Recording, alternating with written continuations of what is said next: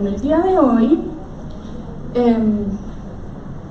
vamos a hablar, o el mensaje del día de hoy está basado en un texto de Malaquías. ¿Quiénes han leído Malaquías acá? Yo honestamente nunca lo había leído. Es súper cortito, pero es así, rajata. Entonces hoy vamos a hablar acerca de Malaquías, ¿verdad? Y les voy a contar un poquito de por qué o cómo llegué yo a Malaquías. Y lo que pasó fue que hace como un año más o menos, en mayo del año pasado, para ser exactos, yo me desperté con un versículo de Malaquías. Y a mí me pareció sumamente extraño porque yo nunca antes había leído Malaquías, nunca había leído este versículo, entonces yo dije, qué extraño, ¿verdad? No fue como que tal vez me acordé de algo que había leído en algún momento. Y entonces yo me desperté con Malaquías 3:5. Y yo dije, ¿qué es esto? Entonces yo me puse a leerlo y dice lo siguiente, se los voy a leer. Dice, yo vendré a ustedes para someterlos a juicio y me dispondré a actuar como testigo contra los hechiceros y los adúlteros, contra los perjuros y los explotadores, contra los que defraudan en su salario al jornalero, a la viuda y al huérfano, y contra los que no le hacen justicia a los extranjeros, y contra los que no tienen temor de mí. Entonces, claro, ¿verdad? Exacto, y así mismo reaccioné yo leo esto y yo digo, Señor, ¿qué me estás queriendo decir con esto, verdad? Porque es como muy fuerte. Entonces, yo me pongo a orar y le escribo a Fede, de hecho yo le escribí a Federico y le pregunté que si en el grupo de intercesión tal vez el Señor había estado trayendo algo al respecto, ¿verdad? O algo, y entonces Fede me dijo, en honor a la verdad, no, ¿verdad? Así me contestó él, el Señor no nos ha hablado de nada de eso. Entonces yo dije, bueno, pues yo voy a seguir orando para ver qué es lo que el Señor quiere. Pasó el tiempo y nada de nada, ¿verdad?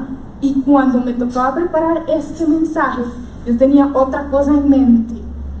Pero algo que yo he notado cuando estoy haciendo un mensaje que el Señor a mí me habla, ¿verdad? Es que cuando el Señor no quiere algo, no fluye. Cuando yo estoy haciendo los mensajes, ¿verdad?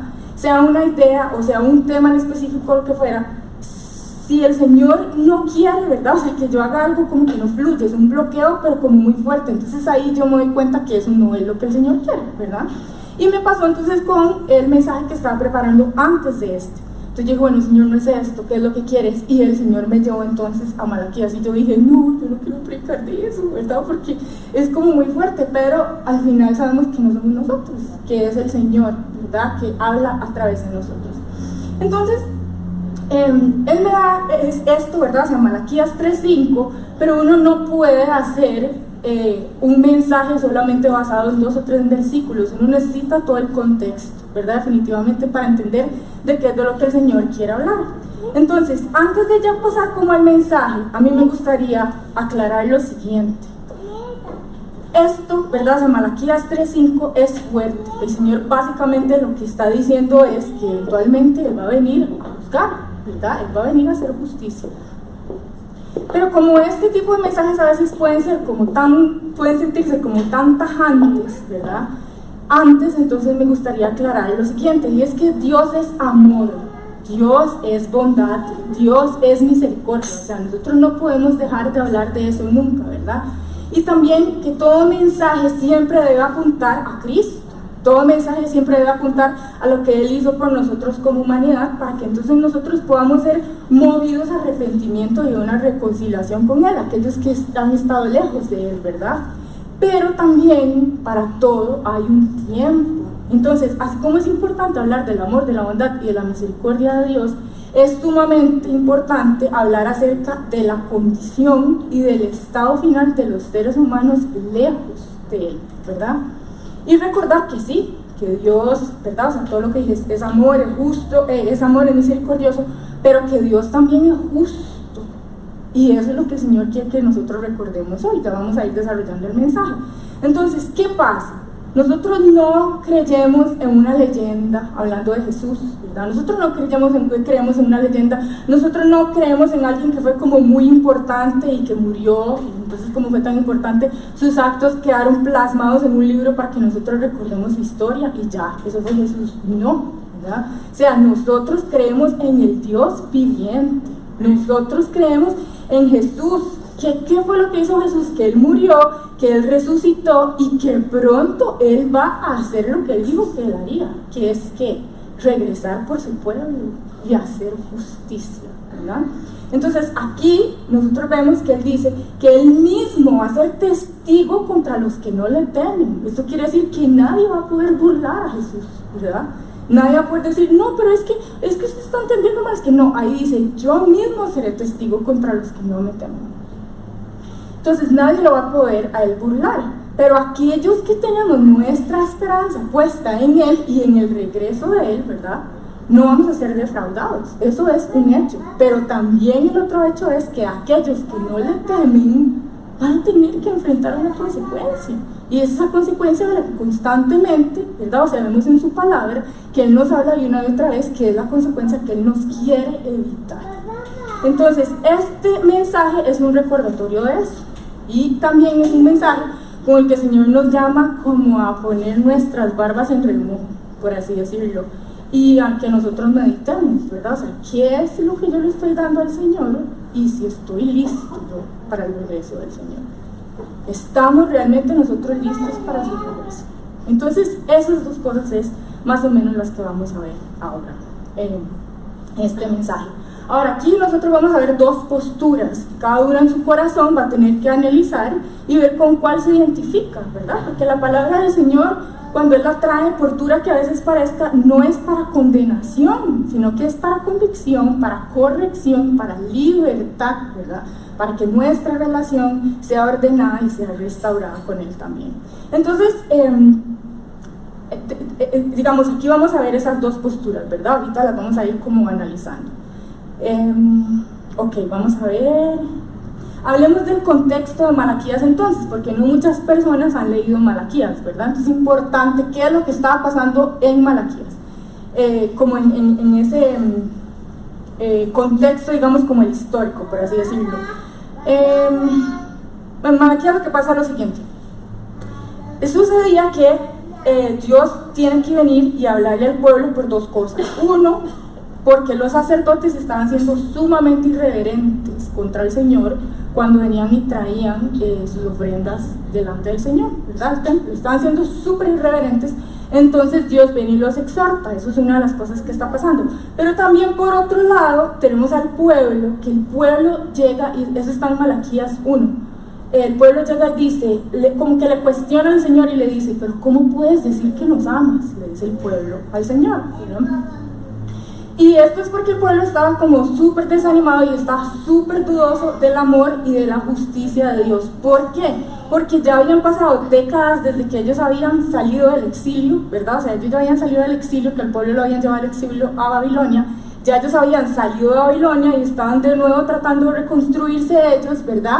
Pero ellos tenían décadas, después de haber obtenido su libertad, ellos tenían décadas de estar esperando un montón de promesas que ellos habían recibido de otros profetas como de Ageo, como de Zacarías, ¿verdad? Que les habían hablado acerca de la salvación y de la liberación que iba a venir para el pueblo y también de la victoria final de Jerusalén. Entonces el pueblo estaba así como esperando que eso sucediera, ¿verdad?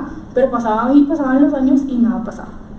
Y ellos seguían bajo presión de varios imperios o dominios que estaban ahí como dominándolos y ellos sufrían mucho.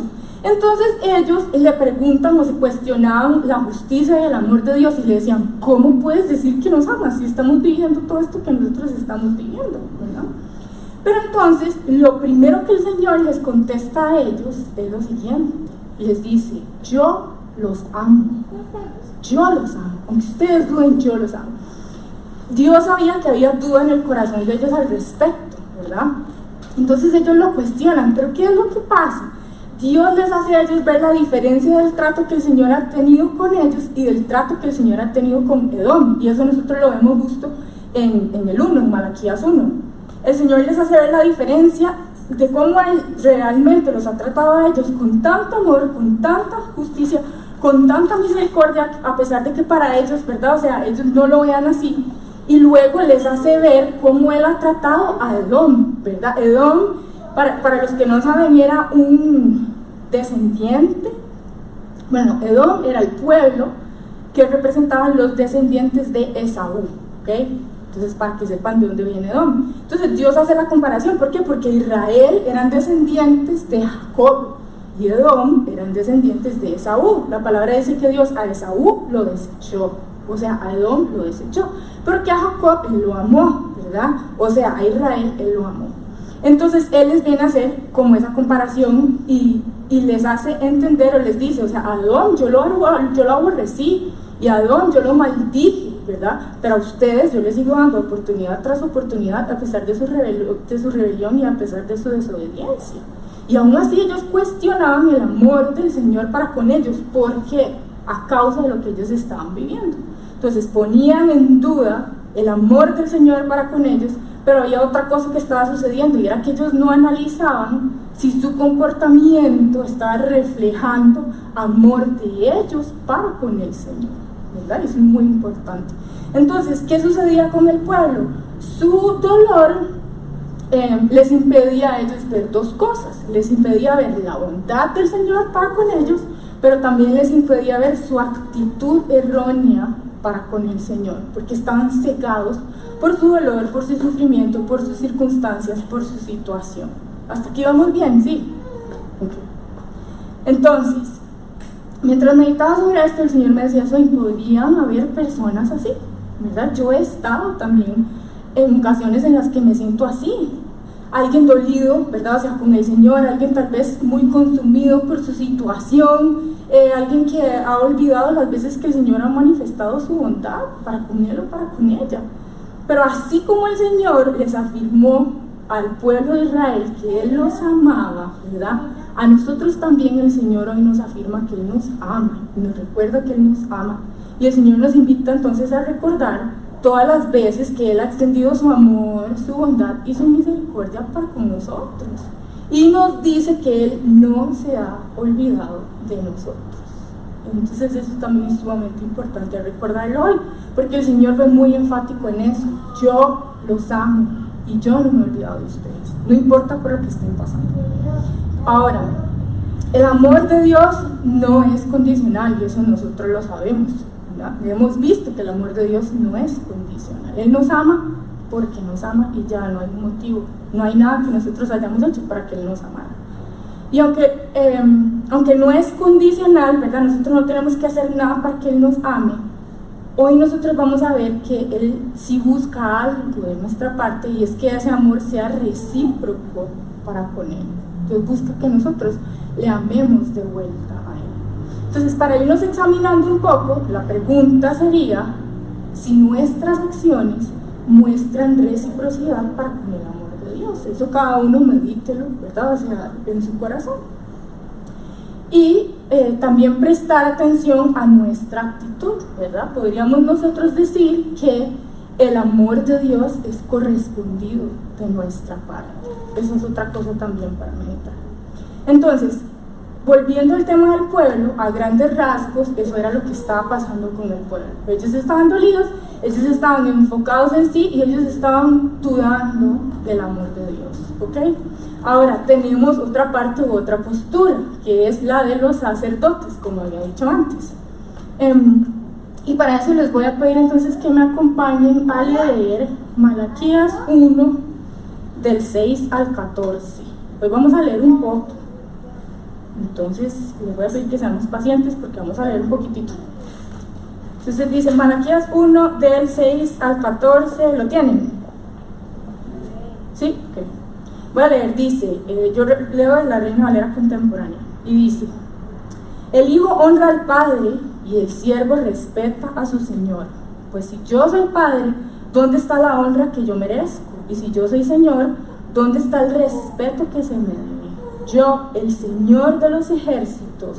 Y aquí les voy a pedir que presten atención a cuántas veces el Señor dice yo, el Señor de los ejércitos. Esta es la primera. Dice, yo, el Señor de los ejércitos, les hablo a ustedes los sacerdotes que menosprecian mi nombre y que incluso dicen, ¿y cómo puedes decir que menospreciamos tu nombre? Pues porque ofrecen pan impuro sobre mi altar y aún añaden, ¿en qué te hemos deshonrado? Pues en que piensan que mi mesa es despreciable. ¿Acaso no está mal que me ofrezcan en sacrificio animales ciegos o que me ofrezcan animales cojos o enfermos? presenten esos animales a sus gobernantes. Yo, el Señor de los ejércitos, les digo, ¿acaso ustedes piensan que ellos se los van a aceptar o que quedarán complacidos con ustedes?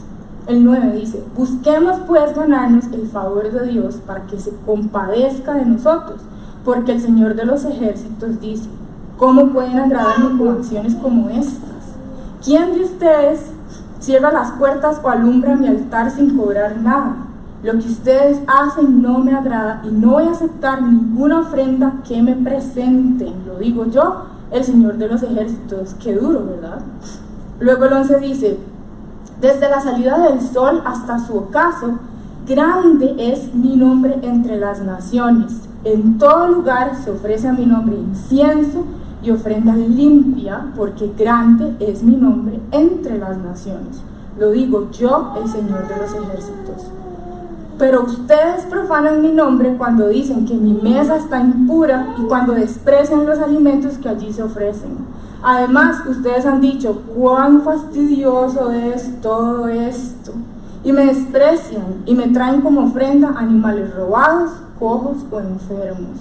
¿Acaso voy yo a aceptar que me presenten eso? Lo digo yo, el Señor de los ejércitos. Y el 14 dice, malditos sean los que engañan y los que, teniendo machos en su rebaño, prometen ofrecerlos y luego me presentan animales dañados. Yo soy el gran rey y mi nombre es reverenciado entre las naciones. Lo digo yo, el Señor de los ejércitos. Yo leía esto y yo decía, uf, qué fuerte haber sido el pueblo de Israel y recibir semejante mensaje, ¿verdad? Pero entonces vamos a ir desmenuzando lo que el Señor quiere enseñarnos con respecto a este pasaje como tan fuerte. Lo primero que noto es la cantidad de veces que el Señor dice, yo, el Señor de los ejércitos, y Él está ahí haciendo un énfasis en el poder y la máxima autoridad que Él representa, ¿verdad? Sí, yo las conté y son 7 veces en ese tracto que leímos, son 7 veces que el Señor dice, yo, el Señor de los ejércitos, yo, el Señor de los ejércitos. ¿Qué nos está queriendo decir el Señor con esto? Que Él no es cualquier Dios. Él no es cualquier Dios, Él no es cualquier ser, ¿verdad? Entonces Él hace énfasis en eso. Cuando nosotros vemos el versículo 6 y 7, que Él dice, el Hijo honra al Padre y el siervo a su Señor, pero yo que soy Padre, ¿dónde está la honra que yo me merezco? ¿Verdad? El Señor, ¿qué es lo que se muestra aquí? Lo que los sacerdotes estaban haciendo, que le estaban trayendo a Él pan impuro. Lo que vemos aquí es que los sacerdotes no estaban honrando ni estaban respetando al Señor. Y como no lo honraban y no lo respetaban, entonces a ellos no les importaba ofrecer un pan impuro delante del Señor. Y esa actitud reflejaba el menosprecio que tenían ellos por el Señor, ¿verdad? Entonces, ¿qué aprendemos nosotros de esto? Que la pureza y la calidad de lo que nosotros traemos delante del Señor muestra realmente cuánto nosotros lo amamos, cuánto nosotros lo honramos y cuánto nosotros lo respetamos verdaderamente. No es la posición que nosotros tengamos, es lo que nosotros hacemos desde el lugar desde donde estamos lo que hace la diferencia. Los sacerdotes seguían siendo sacerdotes, pero el Señor no aceptó su sacrificio solamente porque ellos fueran sacerdotes y todavía siguieran teniendo esa posición. El Señor aborreció lo que ellos presentaban, porque aunque ellos eran sacerdotes, ellos no le traían al Señor lo que tenían que traerle. Entonces, repito, no es la posición, es lo que nosotros hagamos desde donde estemos para el Señor. ¿Okay? Ahora, vamos al 8, y Él les dice, ¿acaso no está mal que ustedes me ofrezcan a mí este tipo de sacrificios? A ver, vayan y preséntenle a sus gobernantes, a ver si ellos le van a aceptar lo que ustedes tienen para ofrecer. Entonces, Dios aquí, ¿qué es lo que hace? Los confronta. Porque, ¿qué es lo que pasa? Aquí mismo nosotros podemos ver que ellos dicen, pero ¿en qué nosotros en qué nosotros te estamos faltando el respeto, ¿verdad? Entonces Dios viene y los confronta porque ellos ni siquiera estaban al tanto de su falta, claramente por la respuesta de ellos a lo que el Señor les dice. Para ellos todo estaba bien. ¿Por qué? Porque ellos hacían lo que se tenía que hacer, que era traer ofrendas y sacrificios al Señor, ¿verdad? Pero para Dios eso era algo inaceptable. ¿Por qué? Porque ellos traían delante del Señor lo que a ellos les sobraba. Ellos no traían delante del Señor lo mejor que ellos tenían para ofrecer. Ellos traían animales defectuosos, ¿verdad? O pan que era impuro. Entonces el Señor dice, eso es inaceptable para mí. A mí no me traigan eso. ¿Por qué? Porque, repito, ellos traían lo que les sobraba. Entonces, ¿qué aprendemos también aquí? Que no se trata de que nosotros traigamos algo al Señor, ¿verdad? Es el estado de lo que nosotros traemos delante del Señor lo que tiene peso también, ¿verdad? Y por eso les dice, denle lo mismo a sus gobernantes, como haciendo esa comparación, ¿verdad? O sea, a ver, si ustedes tuvieran que presentarme a los gobernantes lo que tienen que presentarme a mí, ¿ustedes les presentarían lo que me presentan a mí? Claramente no, porque sabrían que los gobernantes no van a aceptar lo que yo les están ofreciendo, porque lo que están ofreciendo es malo, no es de calidad, ¿verdad? Entonces Él les dice, denle lo mismo a sus gobernantes. Y aquí lo que podemos aprender es que nosotros realmente debemos analizar si nosotros tenemos presente o estamos conscientes de la magnitud, de la grandeza y del señorío del Dios al que nosotros hemos decidido servir, ¿verdad? O sea, que Él no es cualquier Dios, como decía antes, porque ¿qué es lo que pasa? Si nosotros no entendemos quién es Él, su grandeza y su señorío, entonces es fácil que nosotros demos por sentado nuestra relación con Él también, y que nosotros no valoremos correctamente lo que nosotros tenemos con Él. Por eso es importante entender todo lo que el Señor representa. Entonces aquí, para reflexionar, la pregunta sería, ¿qué es lo que nosotros estamos trayendo delante del Señor como sus hijos, verdad? ¿Y cuál es el estado de lo que nosotros estamos trayendo también? No refiriéndonos a cosas materiales necesariamente, no refiriéndonos a diezmos o a ofrendas, ¿verdad? Sino más bien al tiempo que nosotros le invertimos con el Señor y que le damos al Señor, refiriéndonos a los espacios de intimidad con el Señor, al desarrollo de las disciplinas espirituales, al servicio que nosotros le damos al Señor, al discipulado de otras personas, a ser embajadores del reino de Dios, a todo lo que el Señor a nosotros nos ha llamado a hacer como sus hijos realmente, ¿verdad? O sea, alcanzar almas, o sea, en resumen, nuestra vida. ¿Qué es lo que nosotros estamos trayendo delante del Señor? ¿Cuál es el estado de nuestra vida cuando la presentamos delante del Señor? ¿Qué es lo que expone eso de nosotros, lo que nosotros le damos a Él, ¿verdad? O sea, es amor, es respeto, es honra, o es irreverencia y es falta de valor, como le estaban haciendo los sacerdotes. Como decía antes, el ser sacerdotes a nosotros no nos lleva automáticamente a tener un corazón correcto delante de Él. Lo vemos aquí en el texto. Y el decir que nosotros somos cristianos tampoco nos lleva a tener un corazón correcto delante de Él, ¿verdad? Entonces son nuestras acciones las que hacen la diferencia, las que muestran nuestro corazón y su estado para con el Señor. Ahora en el 9, voy a leerlo de la Nueva Traducción Viviente porque se entiende un poco mejor. Entonces el 9 dice, adelante, supliquen a Dios que sea misericordioso con ustedes, pero cuando llevan esa clase de ofrendas a Él, ¿por qué debería tratarlos bien? Entonces a veces analizaba, ¿verdad? Porque yo he escuchado a varias gente que dice, es que yo busco a Dios pero no pasa nada, y es que yo trato de acercarme pero yo no siento nada, yo sigo igual, ¿verdad? Y había ocasiones en las que honestamente yo no sabía qué contestar, porque inclusive yo misma estaba en esa situación en donde yo, pero es que yo busco al Señor y es como que no pasa el techo, ¿verdad? Pero entonces leyendo esto, el Espíritu Santo me hacía entender que a veces nosotros sentimos que no avanzamos o no avanzamos, aunque nosotros buscamos acercarnos a Él, porque nosotros nos comportamos como los sacerdotes.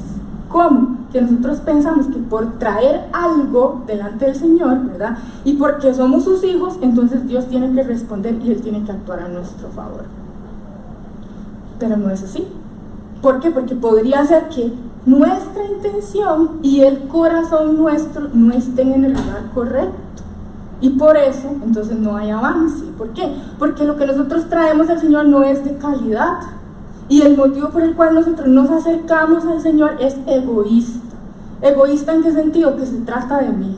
Yo busco a Dios porque a mí conviene, porque a mí me sirve, ¿verdad? Entonces, ¿Alguna vez usted se ha puesto a pensar por qué es que usted busca a Dios? ¿Por qué buscamos al Señor? ¿Es porque nosotros realmente queremos conocerle más a Él? ¿Es porque realmente nosotros queremos amarle más a Él? ¿O porque hay como un chip implantado, ¿verdad? O sea, en el ámbito del cristianismo, que a nosotros nos dice que tenemos que hacerlo, tenemos que buscar al Señor, tenemos que leer la Biblia, hay que orar, hay que ayunar. Que sí, pero ¿por qué? ¿Por qué hay que orar? ¿Para qué es que yo ayuno? ¿Para qué o por qué es que yo leo la Biblia? ¿Qué es lo que a mí me mueve? ¿Qué es lo que a mí me motiva a hacer este tipo de cosas? ¿Por qué? Porque si yo no conozco el motivo, ¿verdad? Entonces yo voy a hacerlo por las cosas incorrectas o con la intención incorrecta. Conocer el motivo es importante, porque entonces cuando yo tengo claro cuál es el motivo por el cual yo hago lo que hago, eso va a determinar, uno, la constancia con la que yo lo voy a hacer, y dos, la calidad de lo que se trae o de lo que yo voy a invertir. Si yo pienso que se trata de mí, y de mí, y de mí, ¿verdad? Entonces en el momento en que ya yo no lo necesite, yo lo voy a dejar de hacer. Pero si mi mirada está puesta entonces en el Señor, y yo entiendo que no se trata de mí, sino que se trata de que esa es mi forma de amarlo, entonces ya no se va a tratar de que si yo lo necesito o no, sino que aunque yo sienta que no lo necesite, lo voy a seguir haciendo, porque así es como yo le amo al Señor. Así es como yo camino de forma que a Él le agrade, así es como yo le demuestro a Él mi interés en Él. ¿Tiene sentido? Sí. Okay.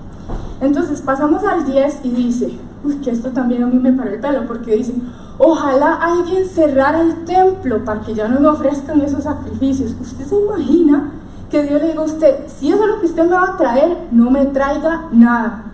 ¡Qué impacto! ¿Por qué? Porque nosotros tenemos como esa idea de que sí, Dios es bueno y Dios es amor, ¿verdad? Que Él lo es, pero también Dios es un Dios que merece ser reverenciado, que merece lo mejor que nosotros tenemos para ofrecer. Nosotros no podemos traer al Señor lo que nos sobra.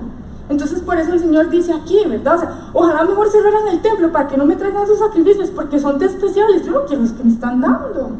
Y podría ser que desde lo que nosotros traemos al Señor sea así, nosotros no nos damos cuenta.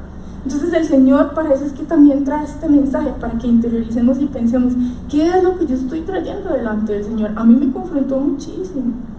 Con esto nosotros podemos ver que Dios no busca que nosotros cumplamos, iglesia, ¿verdad? O sea, Dios lo que busca es que nosotros le amemos. Eso es lo que Dios busca. Cumplir es una cosa y amar es otra completamente distinta. Usted puede hacer algo por cumplir, pero su corazón está en el lugar completamente incorrecto. Pero cuando usted ama, naturalmente, lo va a llevar a usted a hacer lo que agrada al Señor. Entonces, ¿qué decía aquí? Que Dios lo que busca es que nosotros le amemos. Y aquí hago énfasis en que Dios busca. Dios no necesita que nosotros le amemos, pero Él busca que lo hagamos. Ahora, el 11, 12 y 13, ¿verdad? Dios dice, desde la salida del sol hasta su ocaso, grande es mi nombre entre las naciones, y en todo lugar se ofrece a mi nombre incienso y ofrenda limpia. Y otra vez Él dice, porque grande es mi nombre entre las naciones, lo digo yo, el Señor de los ejércitos. Y otra vez les reclama, ¿verdad? O los confronta y les dice, ustedes traen todo ese tipo de cosas, y aún así dicen, cuán fastidioso es todo esto, y me desprecian, que me traen este tipo de ofrendas, ¿verdad? Como para resumir. Entonces aquí vemos que una vez más Dios hace énfasis en quién es Él, ¿ok? Que es importante nosotros tener claro eso, como decía antes, quién es Él.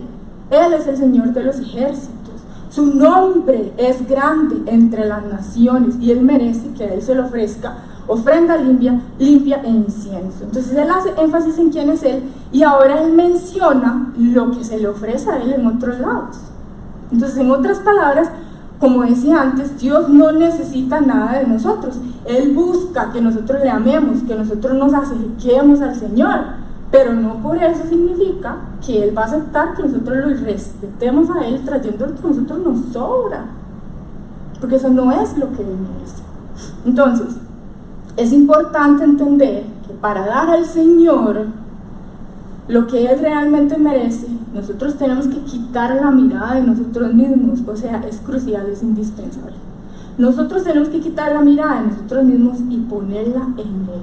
En la construcción de una relación con Dios no se trata de lo que yo tengo que hacer, ¿verdad? O sea, de lo que es bueno para mí, de lo que me conviene. No se trata de eso en la construcción de una relación con Dios. Se trata de quién es Él y lo que Él ha hecho por nosotros, por la humanidad, por sus hijos. ¿Por qué? Porque entonces a raíz de ese entendimiento se empieza a generar en nosotros un agradecimiento que va evolucionando en amor y que nos lleva a darle a Él genuinamente, no algo, ¿verdad?, sino lo mejor que nosotros tenemos para ofrecerle al Señor. Y entonces así también poder vivir una vida que representa ese pan puro, ese sacrificio limpio y no un animal defectuoso. Amén.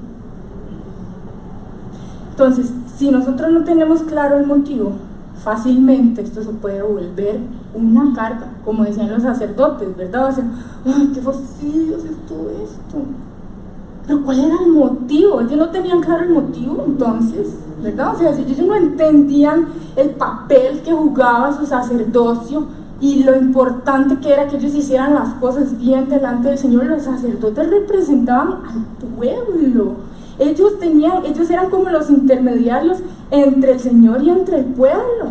Y el Señor dice que nosotros somos real sacerdocio. Nosotros ahora somos, ¿verdad? O sea, no hay, el intermediario que hay entre el Señor y nosotros es Jesús.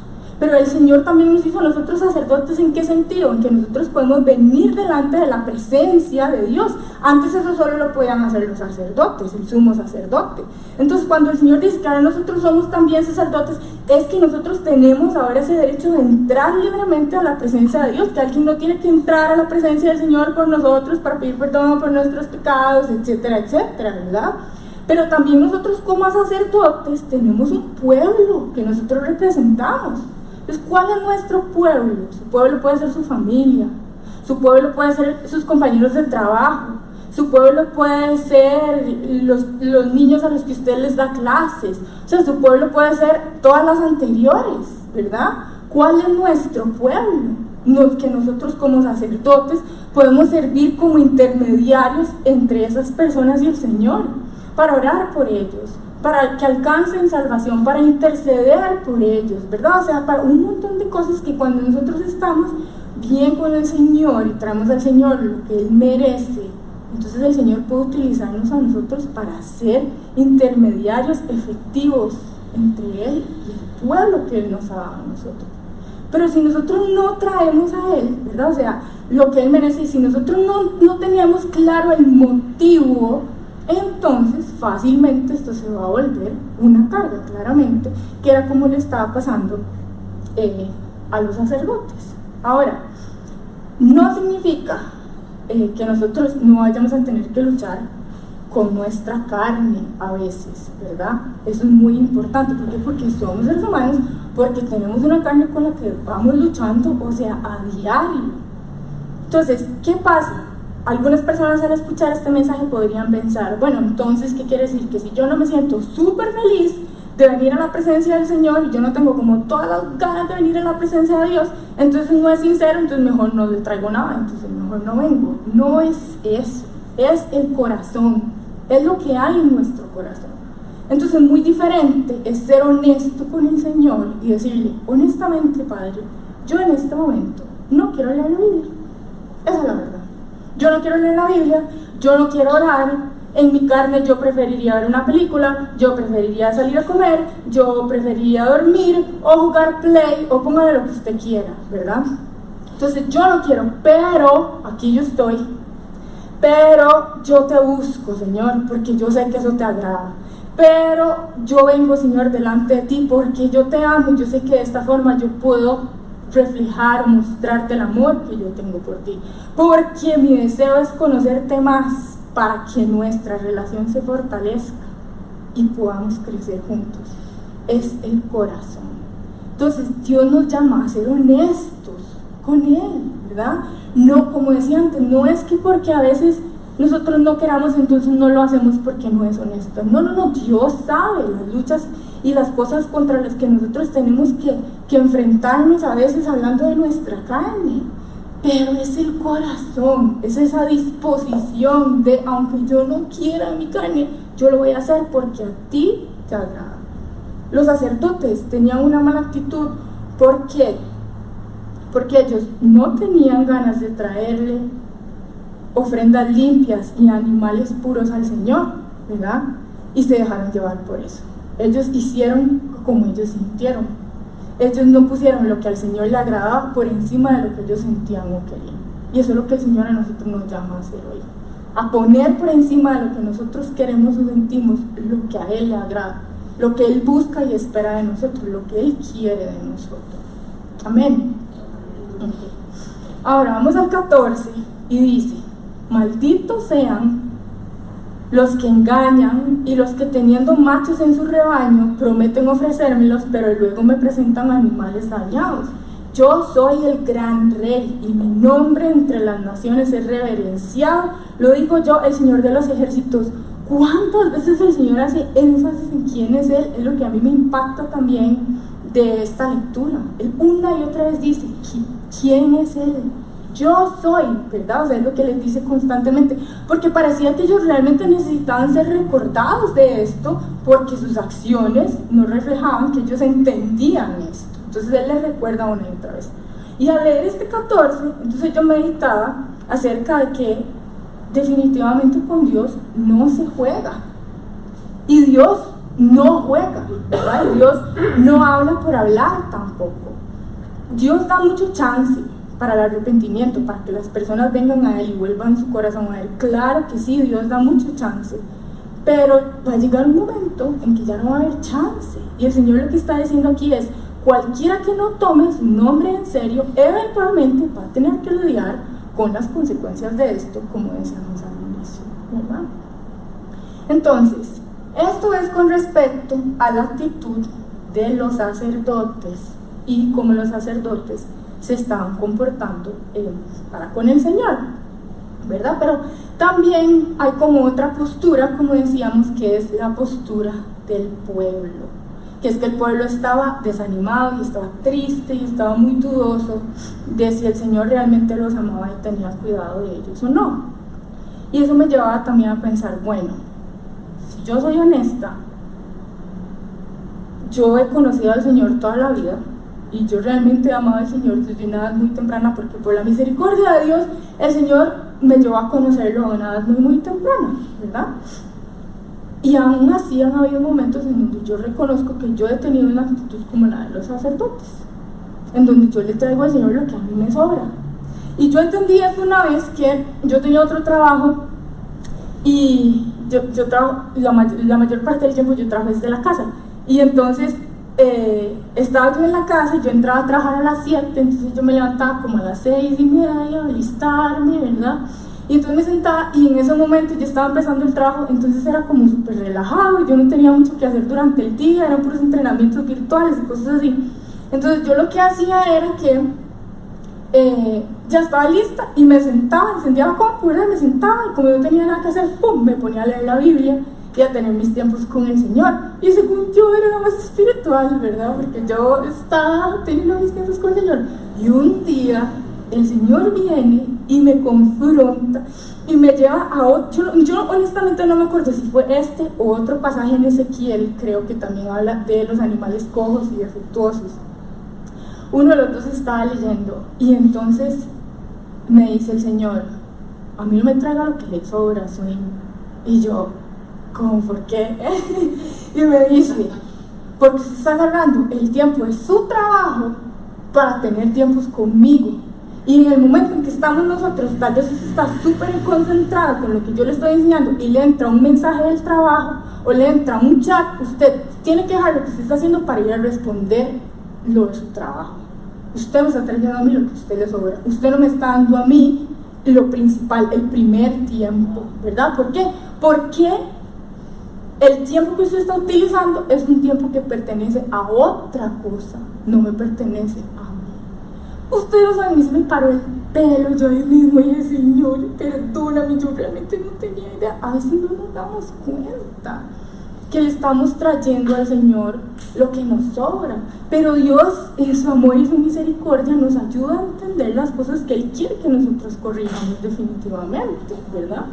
Entonces, volviendo al punto que yo decía, ¿por qué entonces a veces, aunque nosotros amemos al Señor, dejamos de traerle a Él lo que Él merece?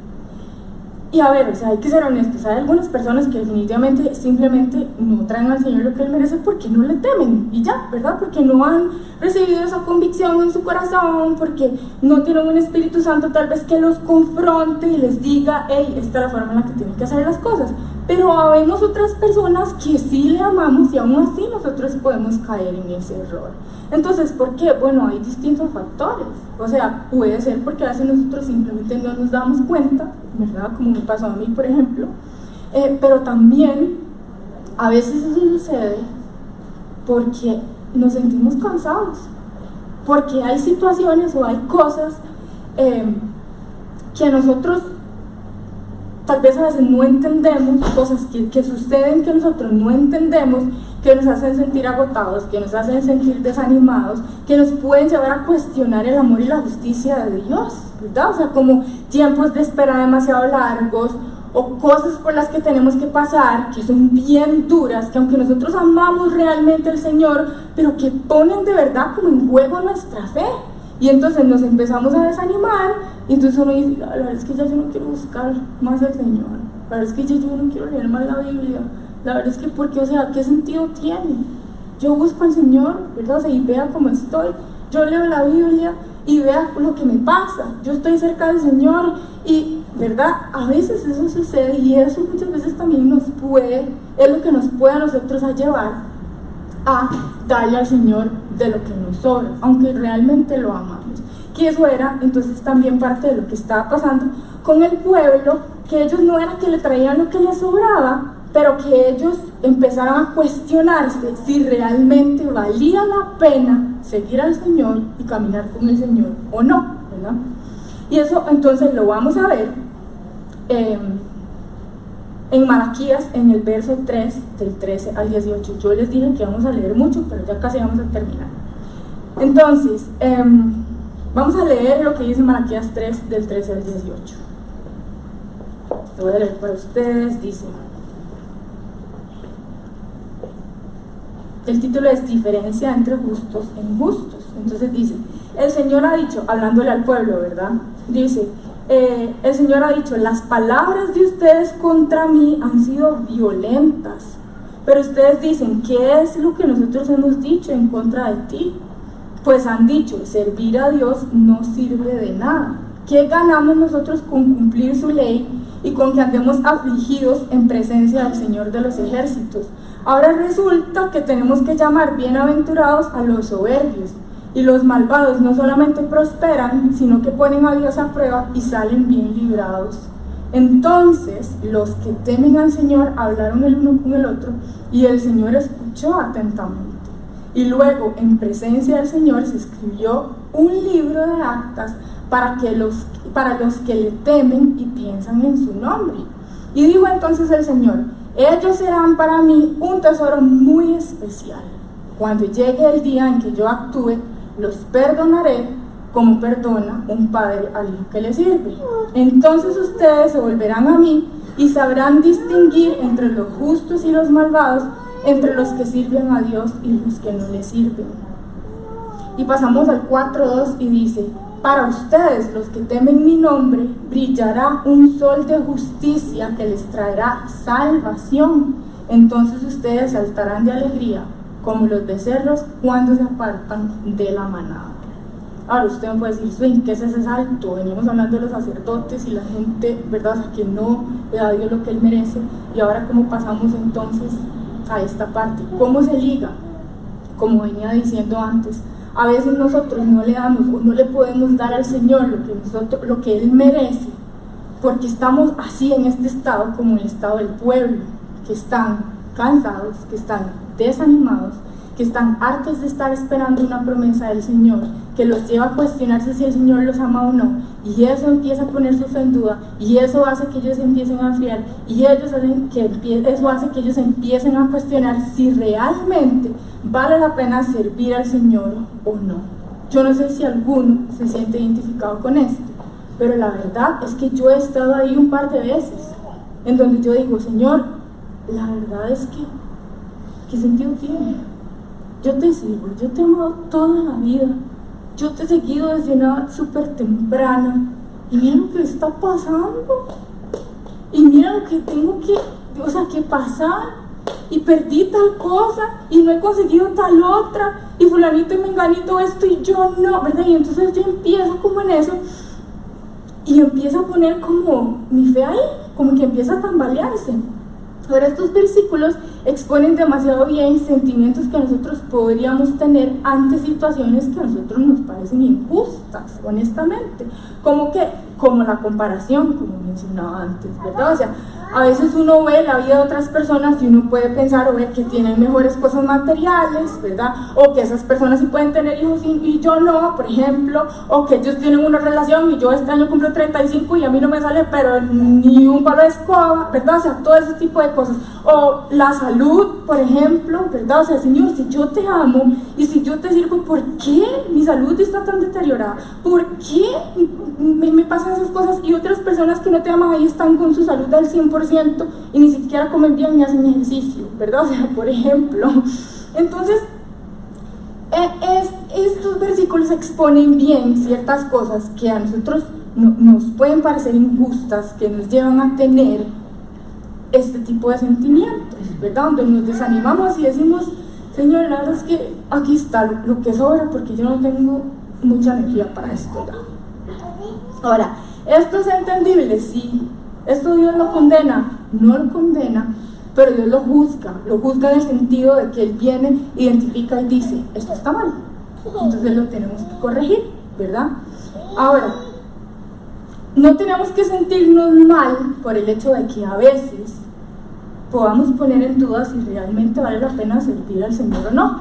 Si usted en algún momento se ha preguntado eso o ha estado en esa posición, hoy el Señor nos recuerda que no hay un motivo para sentirnos condenados por eso, ¿ok? O sea, inclusive David le pasó. También nosotros vemos el Salmo 37 y el Salmo 37 es David hablando acerca de cómo, ¿verdad? O sea, los injustos prosperan y los justos parece que no, pero eventualmente hay justicia de parte del Señor. Entonces no hay que sentirnos condenados por eso. Pero lo que hay que hacer, sí, que es lo que el Señor nos llama a hacer hoy, es recordar que nuestra mirada y nuestra esperanza están puestas en algo más allá de lo que nosotros vivimos aquí en la tierra. ¿Me siguen? Sí. Okay. Entonces, nuestra mirada y nuestra esperanza están puestas en una eternidad con el Señor. Están puestas en vivir una vida donde nosotros podemos ser guiados por su Espíritu Santo. Y eso no se cambia por nada. No se trata solamente de la eternidad que nosotros vamos a tener con Él, sino de lo que nosotros vivimos aquí en la tierra teniéndolo a Él, ¿verdad? Entonces, vean qué lindo, porque cuando el pueblo viene y cuestiona y dice, realmente vale la pena, Señor, o sea, seguirte y servirte, porque los malvados prosperan y parece que ellos pueden venir y retarlo y no tener ninguna consecuencia. Aquí en la tierra eso es lo que parece, ¿verdad?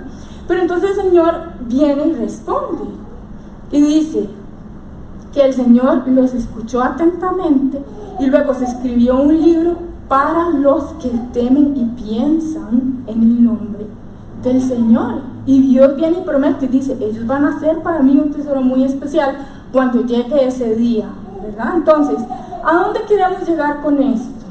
Vean, y el Señor me hablaba muy claro también y me decía, por favor no compares tu vida con aquella de los que no le temen al Señor, porque no hay comparación. Simple y sencillamente no hay comparación. Usted no puede comparar su vida con la vida de una persona que no le teme al Señor. ¿Por qué? Porque la vida de ellos es guiada por sus propios deseos, es guiada por su propia sabiduría. Nuestra vida es guiada por la mano del Señor. Nuestra vida es guiada por los planes del Señor. Nuestra vida es guiada por la multiforme sabiduría de Dios. Y no menos importante, también nuestra vida es guiada por la visión de eternidad que Dios tiene con nosotros. Entonces, obviamente, lo que va a pasar en la vida de una persona que ama al Señor, jamás va a ser lo mismo que va a pasar en la vida de una persona que no le ama y no le teme. Entonces, no podemos comparar. Cuando nosotros pensamos que a los que no temen al Señor les va bien, que eso también fue algo con lo que el Señor a mí me confrontó. Cuando nosotros pensamos que a los que no temen al Señor les va bien, ¿en dónde tenemos nosotros puesta nuestra mirada? Y yo me di cuenta, porque el Señor me ayudó realmente a ver, que cada vez que yo hacía esto, ¿verdad? Cada vez que yo pensaba que a los que no temen al Señor les iba bien, mi mirada estaba puesta en lo terrenal. Entonces el Señor un día me dijo así, tal cual me dijo: Swainberg, usted puede tener lo que ellos tienen, usted puede vivir como ellos viven, y usted va a tener éxito, pero mi presencia ya no va a estar con usted. Y cuando el Señor me dijo eso, yo dije: no, gracias. ¿Por qué? Porque no se compara. No se compara cualquier cosa material, ¿verdad? O sea, cualquier comodidad, cualquier relación, lo que sea que usted quiera poner ahí, no se compara con tener a la presencia de Dios, del Espíritu Santo como guía en nuestra vida. ¿Cómo nosotros podemos pensar que a los que no temen al Señor les está yendo bien cuando ellos están tan lejos de la presencia de Dios? Y entonces eso era lo que el Señor a mí me ayudó a entender cuando me decía: cuando usted piensa que a ellos les va bien, su mirada está puesta en lo terrenal, no está puesta en lo celestial. Porque si estuviera puesta en lo celestial, usted entendería que a ellos no les va bien, porque ellos no me tienen a mí y usted sí. O sea, yo no me pongo a llorar aquí porque de veras, pero ¡qué impacto! El Señor es así de bueno, el Señor nos ama de esa forma, en donde nos recuerda la importancia de su presencia. Y esto no es para nosotros sentirnos bien con nosotros mismos, porque los que no temen al Señor están mal porque no le tienen. No es para que nosotros nos sintamos, ¿verdad?, como que somos la gran cosa. Eso es para que nosotros más bien tengamos misericordia y clamemos por ellos, obviamente. Pero también para que nosotros entendamos el peso que tiene la presencia de Dios. Y nosotros también lo podemos ver en la palabra, con hombres como David, con hombres como Moisés, con hombres como Jesús. David cuando pecó, o sea, a él no le importó nada más, él no dijo: Señor, por favor no te lleves mi riqueza, no me quites mis esposas, o sea, no. David cuando pecó y vino delante del Señor en arrepentimiento, lo que le dijo fue: Señor, por favor no alejes tu presencia de mí. David entendió que era lo más importante. Y lo mismo Moisés, ¿verdad? O sea, cuando el Señor viene, está enojado con el pueblo y que van a salir, y entonces Dios le dice a Moisés: mi presencia no va con ustedes, vayan, pero mi presencia no va con ustedes. Y Moisés inmediatamente hizo una pausa, dijo: un momentito, si su presencia no va con nosotros de aquí no nos vamos a mover. Porque Moisés también entendía la importancia de la presencia del Señor. Y no menos importante, nuestro amado Señor Jesucristo. Vean, si hay algo que a mí me impacta y me llama demasiado la atención, es que durante toda la crucifixión, el proceso de arresto, de crucifixión de Jesús, lo que tuvo que pasar estando ahí en la cruz, Jesús casi no habló. Él pocas veces emitió alguna palabra o alguna expresión, pero de las pocas veces que Jesús habló o dijo algo, ¿verdad?, una de esas fue para abrir su boca y expresar el dolor que le estaba sintiendo porque la presencia del Padre se había apartado de él. Una de esas pocas veces que Jesús habló fue para decir: Padre, ¿por qué me has abandonado? La presencia, o sea, el peso que tiene la presencia de Dios y la importancia. Eso es lo que el Señor también quiere que nosotros entendamos el día de hoy. Esa es una de las exclusividades más valiosas que nosotros tenemos como hijos de Dios. Y no tiene comparación. Por eso es que no podemos compararnos con los que no le temen. y no podemos pensar que a ellos les va bien. Cuando nosotros realmente entendemos el valor de esto, entonces nuestra vida cambia, entonces nuestra visión cambia, entonces nuestros deseos y nuestros anhelos se alinean con los del Señor. ¿En qué tenemos nosotros puesta nuestra mirada? Y si en algún momento nosotros hemos cuestionado si realmente vale la pena seguir al Señor, ¿por qué nos hemos cuestionado esto? ¿Verdad? O sea, ¿acaso una vida con el Señor aquí en la tierra y en la eternidad no es suficiente regalo y no es suficiente bendición? Entonces, a eso tenemos nosotros que volver nuestra mirada. Ahora, por favor, no me malentienda, de aquí ya vamos terminando, realmente ya vamos cerrando. Pero yo creo que también es importante como aclarar, ¿verdad? Que no es que nosotros no podamos anhelar cosas que son terrenales. Claro que sí, Dios quiere que nosotros tengamos cosas buenas, ¿verdad? O sea, Dios quiere que nosotros seamos prósperos como sus hijos. No es que no se puedan anhelar cosas terrenales. El problema es que esas cosas no deben estar por encima de nuestro anhelo de honrar y agradar al Señor. Eso es lo que nosotros tenemos que examinar en nuestro corazón.